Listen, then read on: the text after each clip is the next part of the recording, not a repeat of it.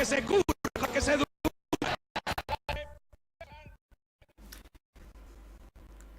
Alfonsín, la Argentina, y una de las frases que más marcó el comienzo de la nueva Argentina, de la democracia histórica, imborrable para aquellos que transitaron la vida de la recuperación de la democracia, del poder de Argentina, y hoy por hoy el radicalismo tiene ese sello marcado en quizás estas... Estas palabras que en su momento, como hasta el mismo Alfonsín, fueron vapuleados. Se han reído muchísimo, pero cuando pasó el tiempo le empezaron a encontrar sentido. Vos fíjate, si lo escuchaste bien, dice: con la democracia se vive, se come, se educa. Y justamente es eso, porque sin democracia no hay igualdad. Y eso es lo que se logró en ese momento histórico de la Argentina conseguir. Por supuesto que después, obviamente, se generaron un montón de cosas, y después de muerto, como a muchas personas, parece que lo reivindican, y ahora Alfonsín es como estadista. Pero cuando se vivían esos momentos y cuando pasaban ciertas cuestiones difíciles al principio de la democracia, realmente no se lo valoró. No se lo valoró como realmente ahora se lo hace. Estás en derechos y obligaciones. Este tipo de frases, obviamente, que las vas a ir recordando, no solo de políticos argentinos, sino de todo el mundo en la historia, las vamos a ir compartiendo con vos para que no olvidemos ciertas cosas. Las frases que dejan algo al posterior, no solamente las que después te reís o hacen memes, ¿no? Estás en AMPM, FM, esta es Derechos y Obligaciones. Junto a Paola Sala te vamos a acompañar hasta pasadas las 22:30 con invitados, con personas que vamos a deliberar un poco de la actualidad política y sobre todo enseñarte algunos tips que tienen que ver con nuestra legislación. Vos sabés que la Carta Orgánica Municipal, que mucha gente dice: ¿qué es la Carta Orgánica? Bueno, como para resumirlo, la Carta Orgánica es como un código de convivencia. Entonces es lo mismo que nuestra Constitución de la provincia o de la Constitución de la Nación. Ya igual tenemos el invitado con nosotros y después le vamos a hacer este tipo de preguntas. Dentro de esa Carta Orgánica hay como un montón de postulados, y dentro de esos postulados tenés articulados. Y justamente vamos a ir también contándote qué artículos encontramos en la Carta Orgánica y los vamos a ir desarrollando, Rodri. Perfecto.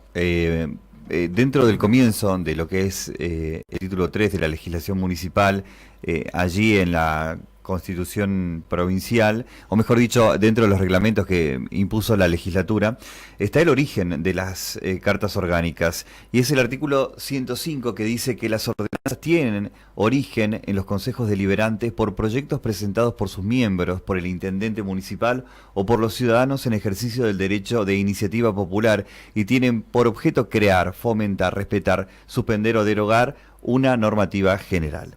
El cumplimiento es el artículo 106, porque las ordenanzas son disposiciones con virtud de las leyes de cumplimiento obligatorio en jurisdicción municipal.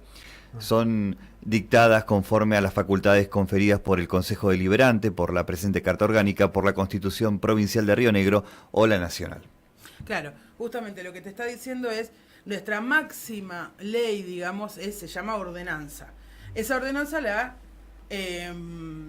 vota el Consejo Deliberante, pero sí puede ser presentado el proyecto por el intendente o el Poder Ejecutivo en ese momento, el Consejo Deliberante, algún concejal, o por una iniciativa popular. Luego eso se vota y después la ley, es decir, la ordenanza, es de cumplimiento obligatorio. Es lo mismo que una ley de la provincia o de la nación.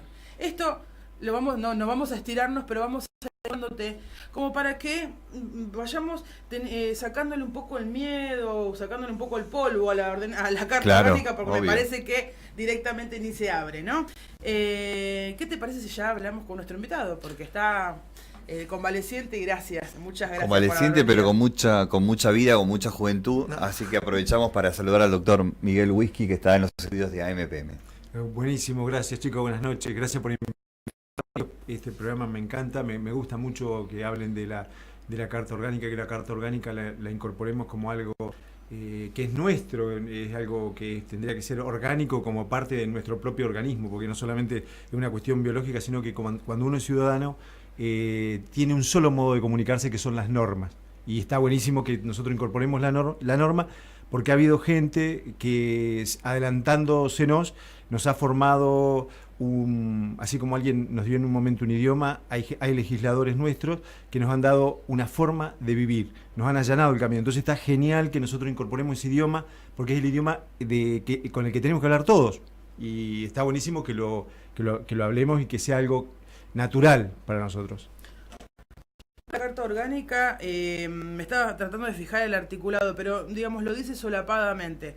El tema de los fueros. Obviamente en el Bolsón no tenemos fueros, pero vos nos vas a decir si es así. Solamente para diputados nacionales y senadores están los fueros. Claro. En realidad es así. Vos sabés que el tema de los fueros hoy las legislaciones modernas lo han eliminado. Lo han eliminado porque consideran que, viste que en una época la gente hacía las construcciones con las paredes muy gruesas para evitar los ataques y que se ingresaran a sus viviendas. Desde que se inventó la pólvora y los cañones, vos fíjate que pasamos de los castillos, eso de que eran fortaleza, a los palos más vulnerables, porque ya no había modo de repeler una invasión o algo. Entonces es una ridiculez que gastemos en esto porque ya no tiene sentido.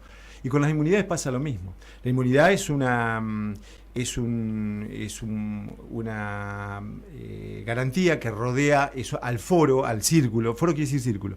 Y las personas se le ha querido otorgar a los reyes en la antigüedad y después, posteriormente, cuando se empezaron a crear los parlamentos, a los miembros de los parlamentos se los investiga con una inmunidad para que pudieran expresar sus ideas sin tener que ser ajusticiados ni por el rey, ni por la ciudadanía que los elegía posteriormente cuando vino la democracia. Y nosotros lo que tenemos es esto. La inmunidad en realidad va dirigida a que los legisladores, nuestros legisladores, tanto los diputados como los senadores, puedan expresar sus ideas sin ser arrestados.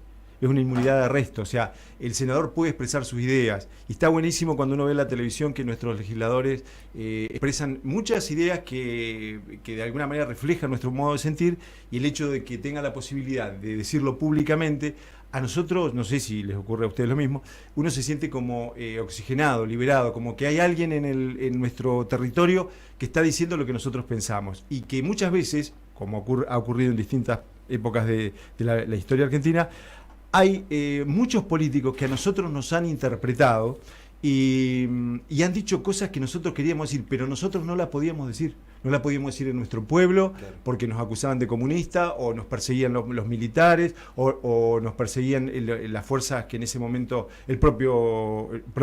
propias fuerzas democráticas, ustedes saben bien que han perseguido a las otras facciones o partidarias. Entonces, esto permite, la Constitución dice, bueno, todos los ciudadanos podemos expresarnos libremente, pero los legisladores se tienen como una inmunidad especial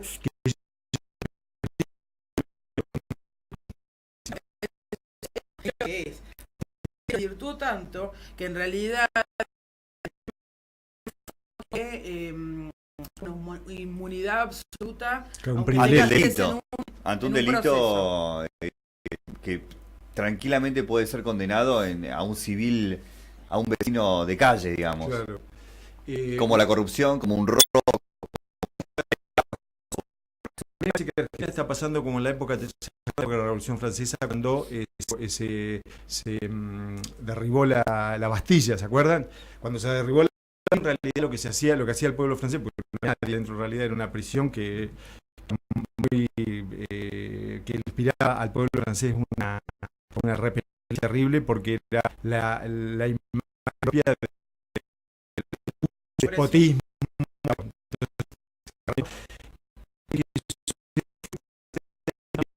Había una porción estamentaria que estaba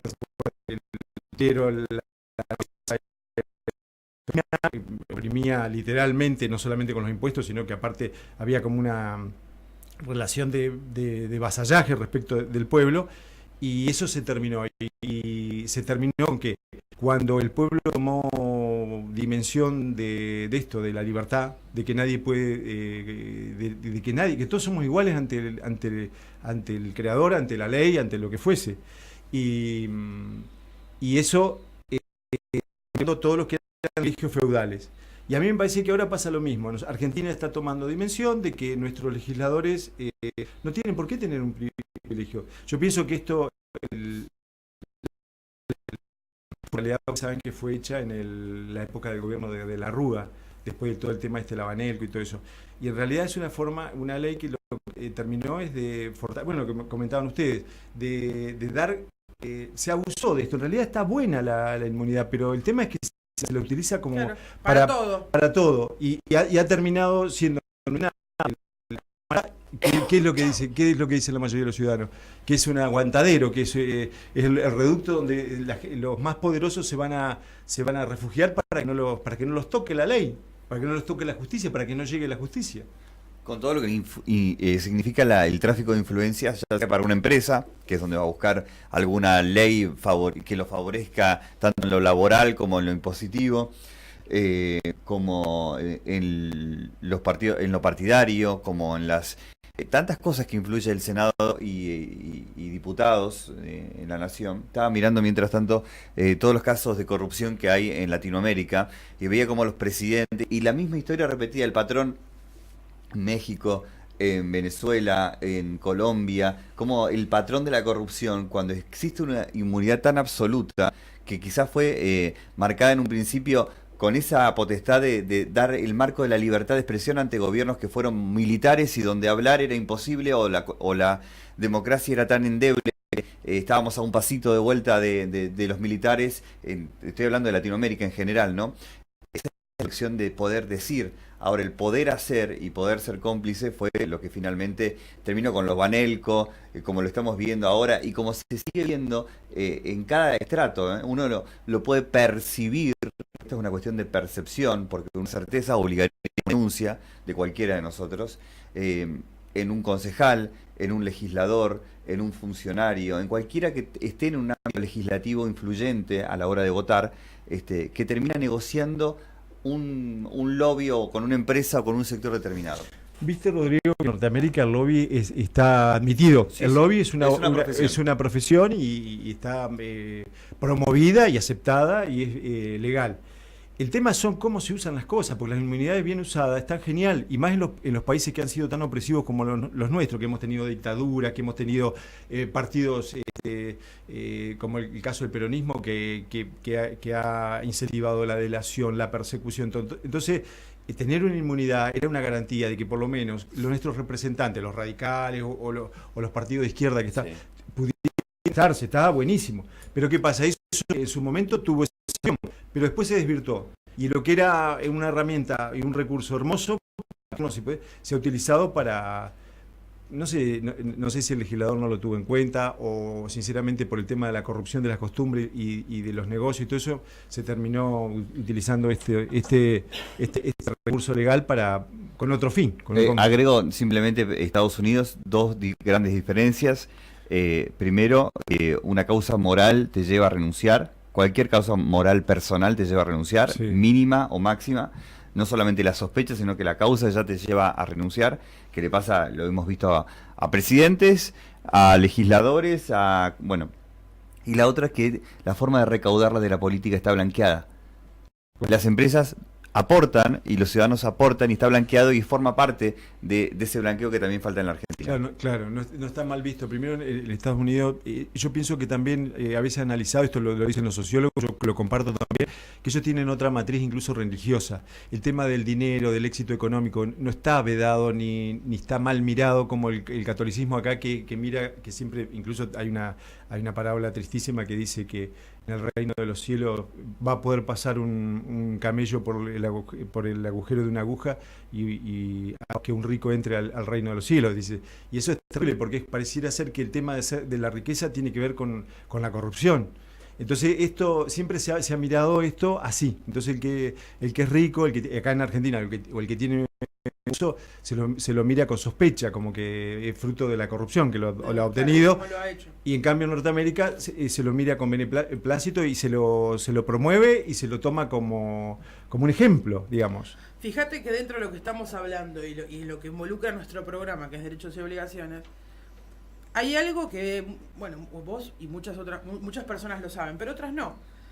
Nuestra Constitución Nacional se basó en los principios de la que formó Claro, Estados Unidos. tal cual.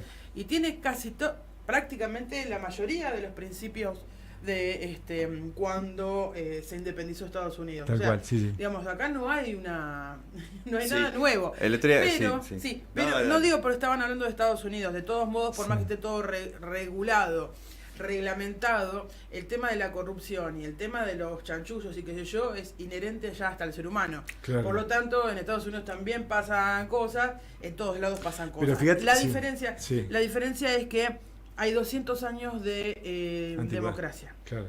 Nosotros Y el enfoque de cómo se escribió.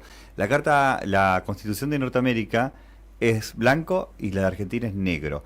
La Argentina se enfoca en lo que se habilita y la norteamericana es la misma, pero se enfoca en lo que se prohíbe. Y está claro lo que se prohíbe. Si se prohíbe esto, está prohibido. En la Argentina te habilita. Esa es la gran diferencia que hay entre la americana y la argentina. En una última charla, hace poquito en un foro de política, lo marcaban. Si está prohibido, no tiene duda. Ahora, cuando lo habilitás, no sabes el margen de la habilitación. Y esas eran las dos diferencias que notaban entre, justamente en esta comparación contemporánea, creadas, digamos. Claro, mira, los padres de la patria, así nosotros lo tenemos acá a Belezar, a Alberdi, y en Norteamérica lo tienen a Hamilton, a Adams, a todos, que fueron los que ideológicamente bajaron toda su ideología, su conocimiento y todo. Nosotros, por ejemplo, en Norteamérica se hace la Constitución en base a lo que piensa Thomas Hobbes, que dice que el hombre es el lobo del hombre y el hombre es malo, el hombre es corruptible, el hombre le gusta la plata, el hombre mata, el hombre es cruel. Ese es el espíritu con el que se hizo la Constitución de Estados Unidos. Ellos dijeron, bueno, el hombre es malo, el hombre hay que mantenerlo a raya, si nosotros no le damos un límite, no lo va a poner. Entonces armaron su Constitución de esa manera. Y vos fíjate que las enmiendas han sido mínimas. Nosotros, al revés, nosotros agarramos la teoría de Rousseau, que el hombre es un buen salvaje, que el hombre en realidad es bueno, pero que la sociedad lo rompe, y nosotros no nos cansamos de modificar la Constitución, no nos da abasto, porque ese hombre parece que fuera ideal y no existiese. En cambio el otro es mucho más fíjate cómo encaran las cosas de distintos modos, y cómo le va a uno y cómo le va al resto. Bueno, igual eso también tiene que ver con la idiosincrasia, la concepción. Totalmente, cada país totalmente. es distinto, nosotros no somos un país bélico. Pero ¿sabes lo que estábamos hablando, Paola, por lo que decía Rodrigo? Vos observás en nuestro continente, en la parte de Sudamérica por lo menos, se ve que los procesos políticos son todos como diseñados, son todos iguales. En una época tuvimos todos dictaduras, después de golpe tuvimos todo democracia, después de todos tuvimos corrupción. ¿Te acordás? Y en los Fujimori? géneros también, o los hombres, las mujeres. En un momento pasó, había una gran cantidad de mujeres presidentas. Se pasó con Dilma, con Cristina, con los nombres, en Chile, en Ecuador, si no me equivoco. Sí.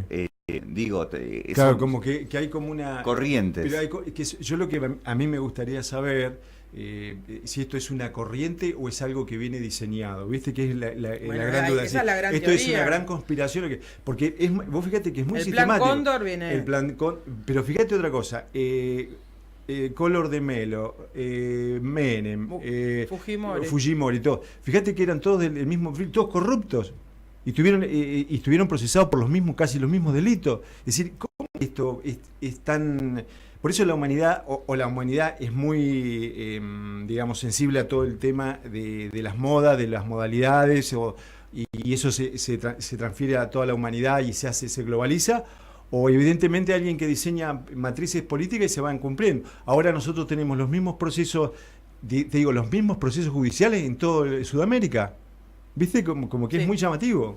Es muy llamativo. Bueno, ¿qué te parece si nos vamos a una pequeña pausa? Vamos a poner un tema maravilloso que pone nuestro amigo Oscar Michalaf y continuamos con esta charla que está espectacular. A empezar a hablar de los temas de fondo y no solo de la coyuntura, me parece que nos va a hacer un poquitito mejores. Buenísimo. Derechos y